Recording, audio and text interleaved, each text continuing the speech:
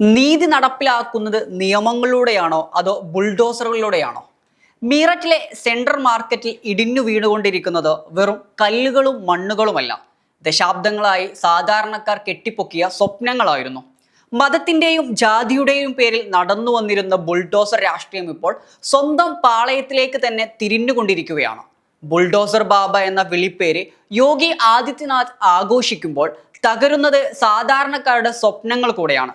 ഇത്രയും കാലം ഒരു വിഭാഗത്തെ മാത്രം ലക്ഷ്യം വെക്കുന്നു എന്ന് ആരോപിക്കപ്പെട്ട ഈ ബുൾഡോസർ രാജ് ഇപ്പോൾ സ്വന്തം തട്ടകത്തിലും ആനടിച്ചുകൊണ്ടിരിക്കുകയാണ്.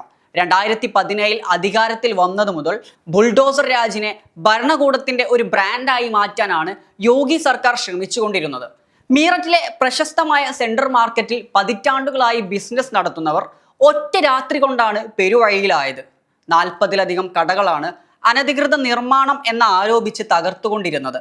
എന്നാൽ കൃത്യമായ സമയമോ നോട്ടീസോ നൽകാതെയാണ് ഈ നടപടികൾ ഉണ്ടായതെന്നാണ് വ്യാപാരികൾ സാക്ഷ്യപ്പെടുത്തുന്നത്. ഇത് ആദ്യത്തെ സംഭവമൊന്നുമല്ല.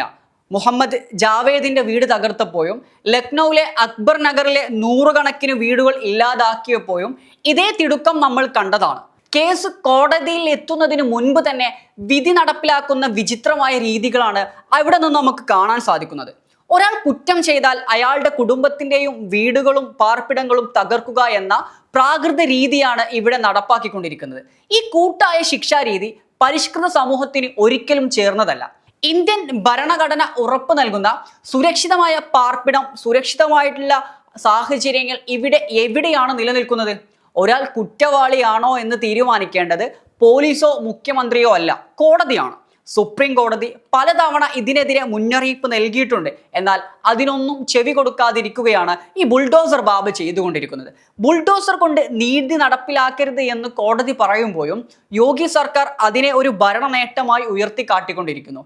ഇതിന് ഇരയാകുന്നത് നിയമവാഴ്ചയും സാധാരണക്കാരന്റെയും ജീവിതമാണ്.